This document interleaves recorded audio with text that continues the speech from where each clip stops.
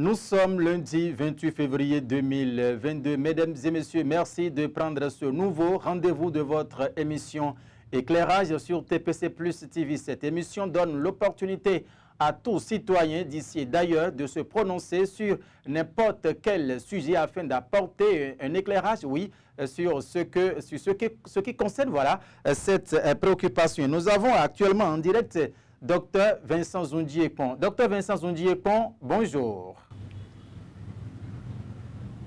Bonjour, monsieur. Nous rappelons que vous êtes hors du territoire béninois actuellement. Dites-nous précisément où est-ce que vous êtes. Bon, actuellement, je suis à Vienne, en Autriche. Voilà. Présentement. Voilà.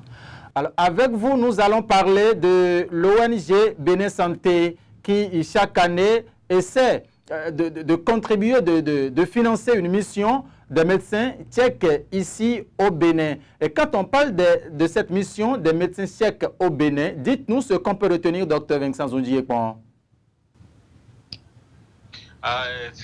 Effectivement, depuis 2015, nous organisons cette mission où nous amenons nos collègues chirurgiens tchèques et passer quelques jours avec nous au Bénin. Pendant leur séjour, ils essaient de faire des opérations. Dans le même temps, moi, je fais des interventions gastro-entérologiques et endoscopiques. Oui. Et c'est ce que l'ONG apporte aux populations vulnérables au Bénin depuis 2015. Voilà.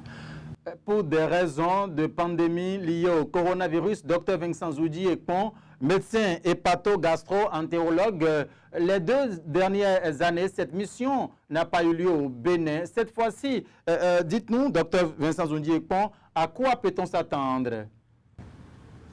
Oui, effectivement,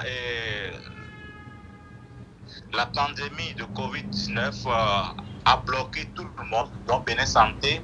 Et je peux seulement rappeler qu'en 2020, nous avions déjà apprêté nos valises et nos billets pour mars. Quand du coup ça a commencé, on a dû négocier avec Air Bruxelles pour repousser un peu le voyage.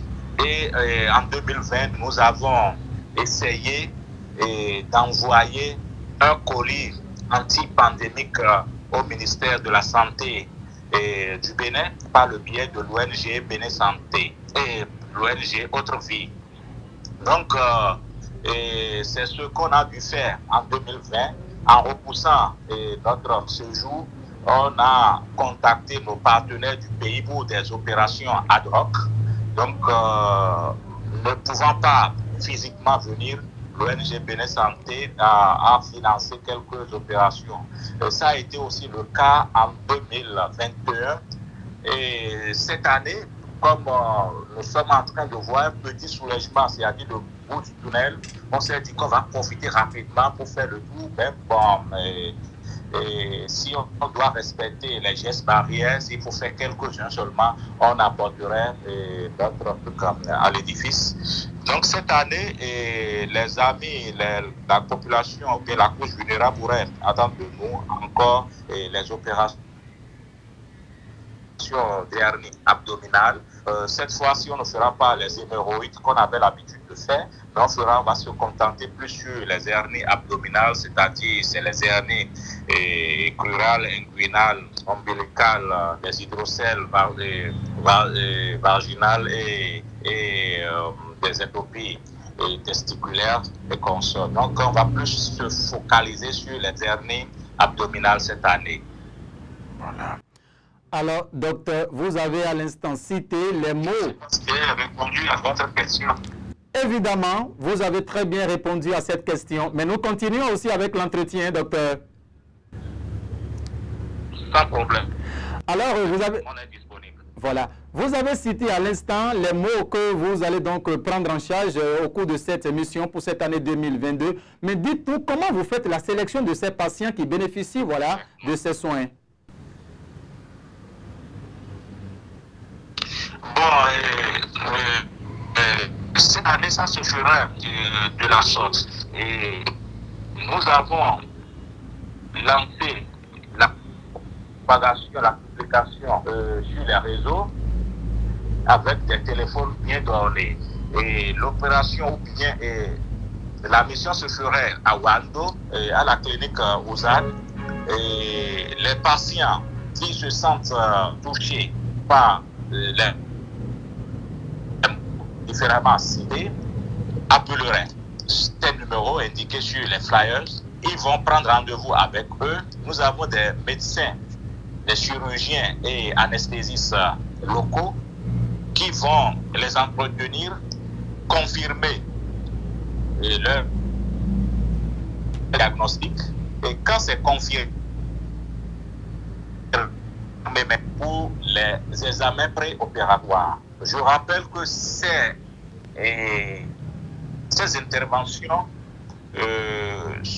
coûtent des centaines de mille de francs CFA, mais pour que le patient ne se sente pas complètement lésé, on a prévu, parce qu'il faut louer le bloc, il faut payer les travailleurs locaux, il faut payer le labo, c'est-à-dire les analyses préopératoires qui s'élèvent autour de 100 et quelques mille, ne comptant pas l'examen et l'opération proprement dite.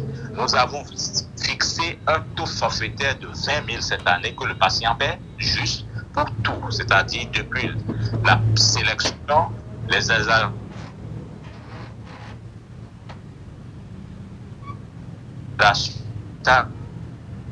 Allô, docteur.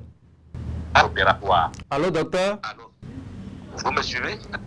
Oui. 20 000, un prix forfaitaire de 20 000 par patient, y compris, à ce niveau-là, la communication est un peu aléatoire. Ah oui, je disais que s'il faut noter, c'est-à-dire que l'analyse et l'intervention commence par les analyses préopératoires, oui. L'opération est point post-opératoire plus l'hospitalisation, c'est des centaines de mille. Et comme avec expérience des années précédentes, quand on avait fixé à 0 francs, des gens se sont inscrits et ne se sont pas intéressés. Donc, la première année, les médecins étaient restés. Bon, on a fait la chasse aux patients pratiquement parce que les gens croyaient que c'est de n'importe quoi. On a dû mettre un prix forfaitaire de 20 000 pour tout, par patient. Donc, c'est gratuit. Pour dire la réalité, pour répondre à votre question, c'est gratuit. Mais il faut que je précise que le patient sélectionné doit donner un prix forfaitaire de 20 000 afin de manifester sa volonté de se faire traiter par l'équipe qui vient.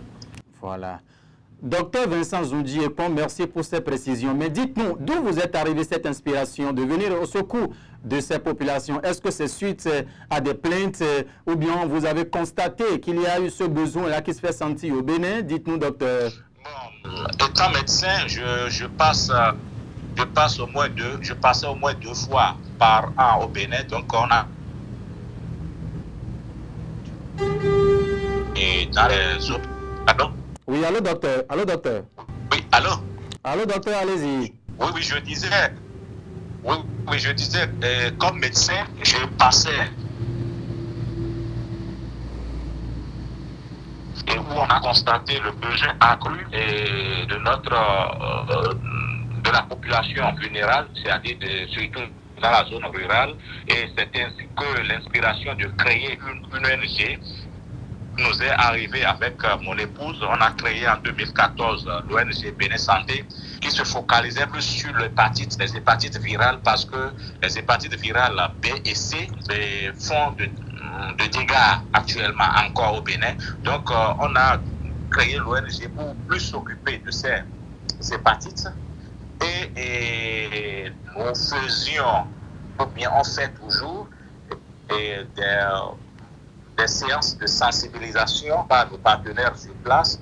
Nous faisons des dépistages dans des orphelinats et nous vaccinons les enfants. Et c'est pendant ces trucs-là qu'on a constaté qu'il y a beaucoup d'enfants qui présentent des hernies et relativement négligées. D'où nous avons fait appel à nos amis chirurgiens de la République tchèque s'ils ne vont pas pouvoir nous aider à régler quelques cas. Donc c'est ainsi que l'initiative est née et on l'a mis mise en exécution depuis 2015 et je peux avouer que depuis ce temps, nous n'avons pas déçu et nos amis, nos compatriotes au pays.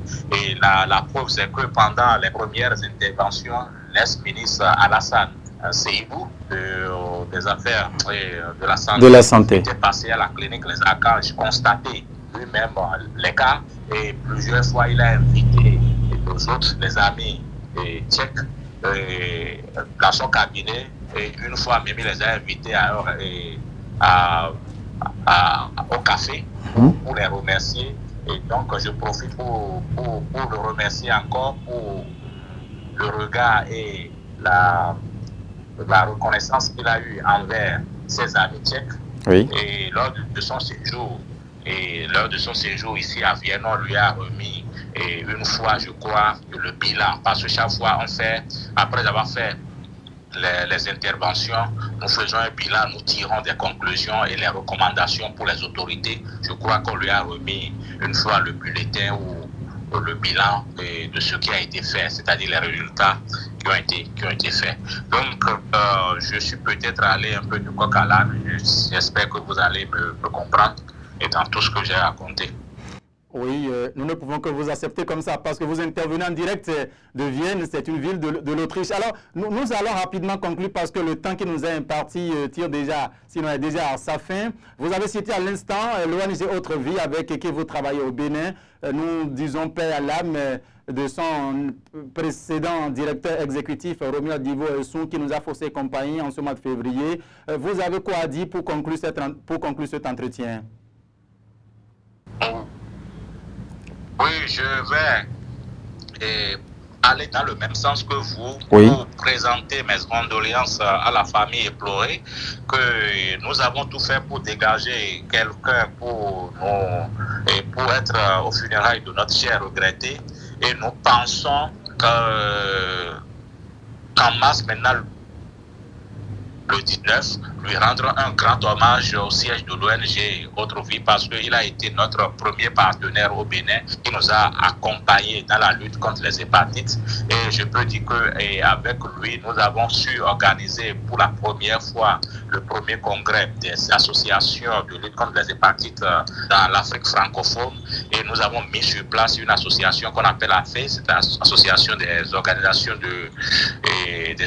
civiles de lutte contre les hépatites virale en Afrique francophone. Et cette organisation dont je suis le secrétaire général, lui le secrétaire permanent, fonctionne encore et les amis des pays francophones viendraient pour lui rendre cet hommage, j'espère bien, le 19 mars prochain. Et paix à son âme, je crois que le nouveau directeur exécutif de l'Autre Vie va continuer avec ce que Romuald a commencé.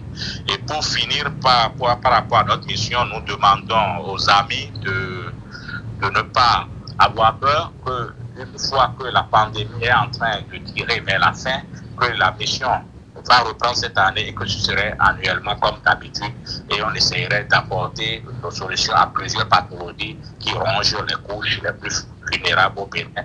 Un appel serait lancé aussi aux autorités de nous favoriser la tâche afin que nos autres se sentent bien en sécurité et nos autres soient contents du pays et du Bénin. Docteur Zundié, merci à vous. Merci. Mention spéciale mention spéciale, on disait à l'instant à Mme Zondi Epon, elle est juriste à Vienne, la présidente d'ailleurs de l'ONG Bénin Santé.